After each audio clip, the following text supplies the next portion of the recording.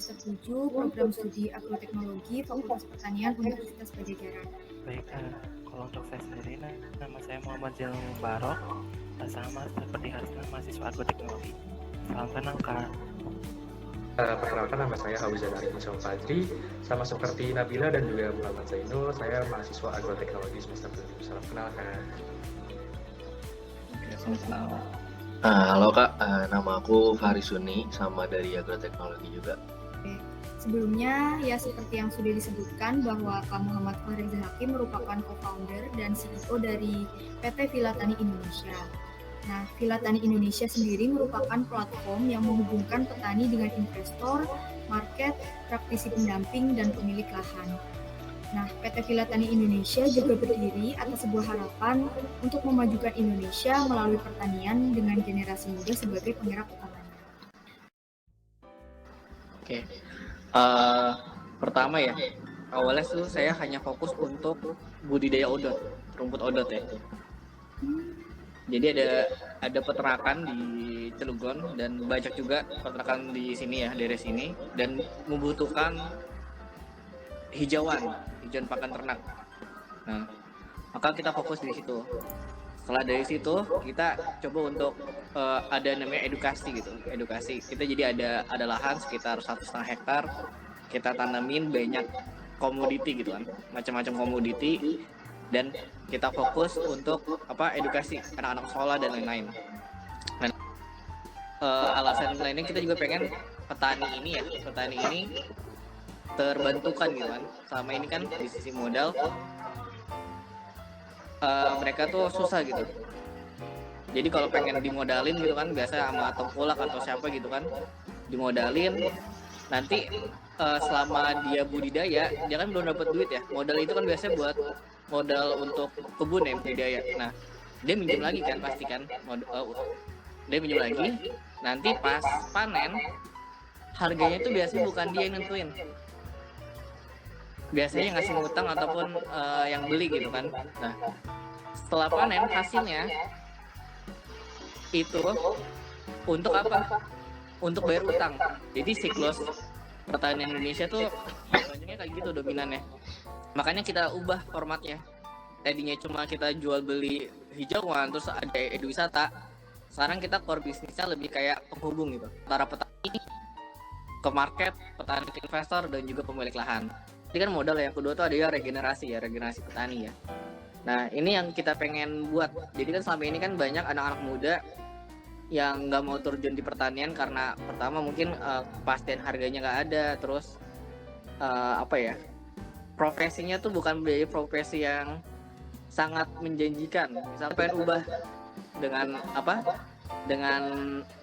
strategi yang baru gitu, dimana si anak muda ini yang mau jadi petani, dia itu nggak perlu utang, tapi emang dalam proyeksi proposal tuh ada gaji buat dia gitu kan. Nah, nanti setelah panen dia juga dapat bagi hasil. Jadi kan dia selama budidaya dia sudah terpenuhi gitu kan. Terus yang keempat tuh alasannya karena ini Banten ini kalau data BPS ya, setiap tahunan tuh ada 273 hektar lahan pertanian tuh yang beralih fungsi ataupun nggak teroptimalkan lah.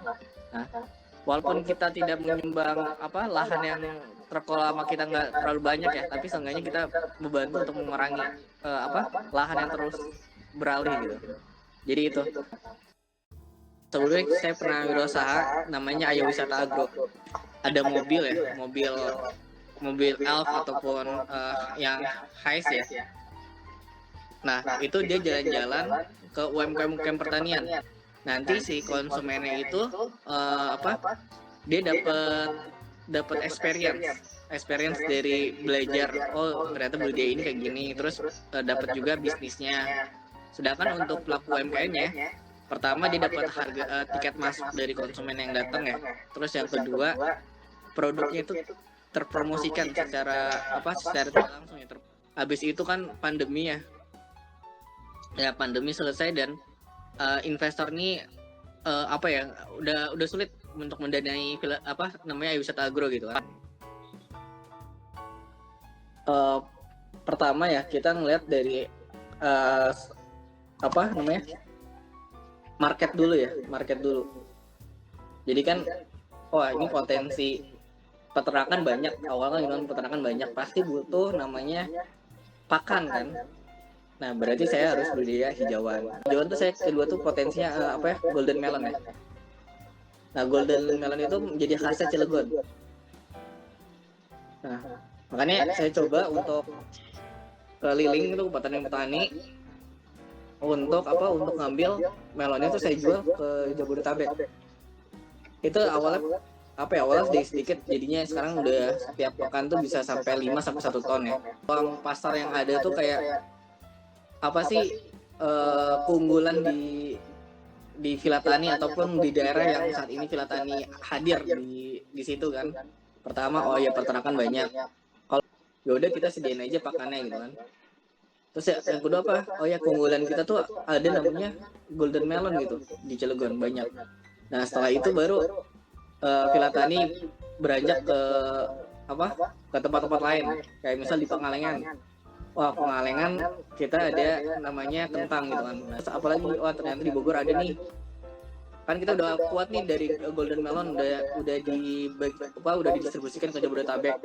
Nah, kita pengen punya melon-melon premium nih. Kan kalau golden melon kan mungkin segmentasi pasar kan menengah ya, menengah sama menengah ke bawah. Nah, yang melon premium ini yang menengah ke atas kita pengen jangkau juga nih. Nah, kita hadir juga melon-melon premium. Nah, itu ada di Bogor.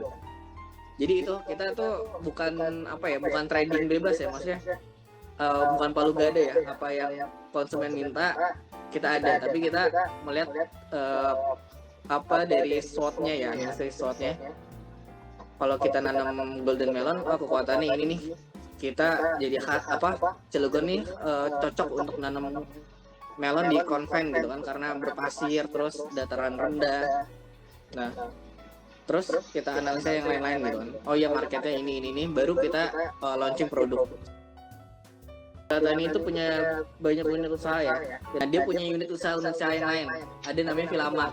Nah, kalau Villamart ini gimana hasil budidaya Villa Tani, terus petani-petani mitra itu dijualkan ke pasar. Supaya proposal yang sudah dibuat sama petani dengan Villa Tani, si Villa Tani ini bisa fundraising gitu kan. Fundraising ke investor-investor gitu kan. Villapreneur. Nah, Villapreneur ini yang tadi kayak wisata, terus ada juga pelatihan. Nah, itu suka ada tuh kalau lihat di IG Villa Tani itu ada namanya. Kita sering adain pelatihan 2 minggu sekali, seminggu sekali gitu kan. Terus selain itu ada namanya Villa Buah dan Sayur. Villa dan Buah dan Sayur itu fokus untuk produksi buah dan sayur. Jadi produksi buah dan sayur yang diproduksi Villa Tani itu nanti langsung disalurkan ke Villamart. Kita ada namanya store ya. Jadi selain di Cilegon, kita ada store office juga di Depok untuk menjual produk-produk pertanian. Nah, tahun depan insya Allah kita mau buka di Bandung. Jadi ada di Bandung, Depok, dan Cilegon.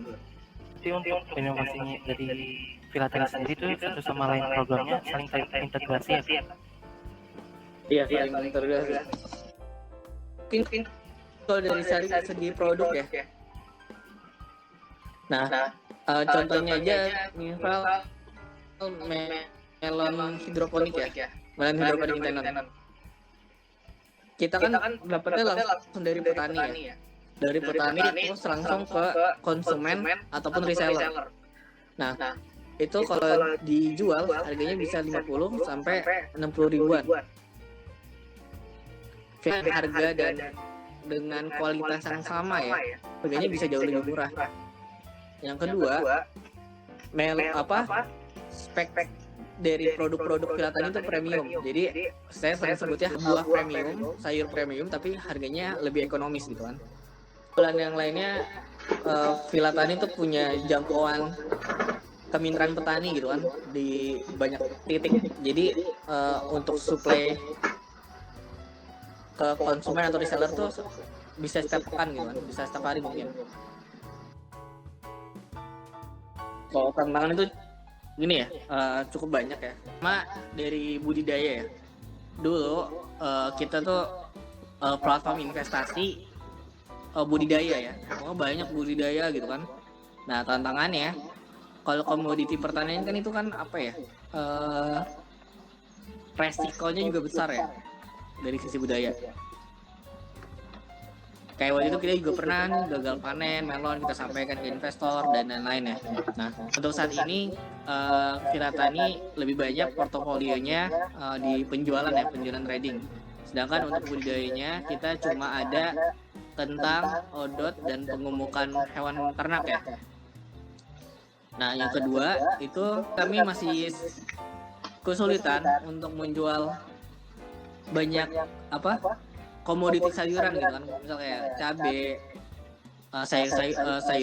sayur daun. Nah, karena apa? Karena kita tuh pertama ya Filatani ini masih pemain kecil ya, bukan pemain besar ya. Komoditi sayuran itu bukan per hari gitu berubahnya gitu. Tapi dari paginya kadang harganya sekian, malam bisa lebih tinggi atau bisa lebih kurang.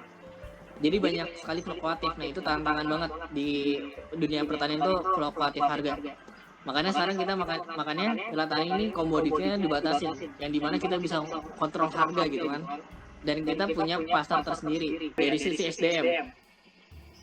Filatani ini SDM itu nggak banyak gitu kan. Kalau yang top manajemennya itu cuma ada 3 orang. Nah, selebihnya kita ada 10 orang. Jadi kita dengan SDM yang terbatas itu menjadi tantangan gitu kan untuk mengerjakan banyak hal. Kalau teman-teman mendapat pendanaan, jangan bakar-bakar duit gitu kan ya. Jangan bakar-bakar duit. Kalau kita bisa ngerjain banyak hal gitu kan, kita dulu aja gitu kan. Kerjain. Kayak Filatani itu kita dapat pendanaan banyak. Tapi kita sadar benar kalau startup pertanian termasuk startup pertanian khususnya yang trading kayak gini itu banyak yang berguguran karena tadi belum apa-apa udah ngerekrut banyak orang, belum apa-apa udah buat bikin gedung yang mahal dan lain-lain. Jadi kita tadi kita fokus ketika dapat pendanaan kita gimana supaya bisa bertahan 1-2 tahun. Nah, ini juga jadi tantangan. Dana yang masuk ke Filatani itu tiap tahunnya bisa 2-3 miliar. Nah, ini jadi tantangan juga ngelola dana yang banyak ini. Gimana kita bisa make sure dana ini masuk ke project-project yang tepat gitu kan. Kita punya banyak strategi penjualan ya. Jadi pertama kita punya media sosial. Nah, media sosial kita cukup aktif ya untuk jualan-jualan. Yang kedua itu kita namanya punya store office ya. Kita ada juga namanya Tokopedia ataupun Shopee. Terus ada juga ini setiap pameran yang kita suka ikut gitu, ikut lomba, ikut pameran. Nah, itu saluran pemasaran Filatani di situ. Oke. Pertama ya, saya itu nggak punya modal ya, nggak punya modal yang banyak. Jadi untuk pertama itu kalau nggak punya modal, jadi ini aja, jadi reseller. Kalau di ini ya, jadi reseller. Nah, lama-lama kan kita dari reseller tuh lama-lama udah punya kayak konsumen gitu kan, konsumen gitu kan. Nah, dari situ baru saya ngerekrut orang dan nyari modal. Nah, untuk nyari modal ini awalnya saya nggak fundraising keluar gitu kan, kalau dari teman-teman ada keluarga aja sulit gitu kan ngedanain kita, apalagi orang lain. Nah, baru semakin berkembang baru nyari pendanaan yang lebih besar lagi dengan konsumen yang udah banyak. Nah, kita harus pahamin dulu potensi kita tuh ada di mana. Kalau saya itu jujur saya nggak bisa budidaya. Kayak budidaya melon saya nggak bisa. Saya anak agribisnis ya. Saya bisanya apa? Saya bisa bikin website, saya bisa digital marketing, saya bisa melakukan marketing branding gitu kan. Nah, berarti saya fokusnya di situ aja. Terus saya nyari orang-orang gitu kan yang bisa budidaya gitu kan, yang bisa ngedapetin petani. Ada harus melek digital ya. Oke, kita nggak bisa buat sayur box, kita nggak bisa buat platform teknologi lah. Tapi minimal kita bisa masuk ke ekosistemnya. Kayak misal kita punya akun sellernya, terus kita bisa jadi bagian penjual dari penjualnya di dalamnya. Nah, mesti kalau kita nggak bisa buat platformnya atau teknologinya, minimal kita ada dalam ekosistemnya. Mungkin itu ya pesan-pesannya.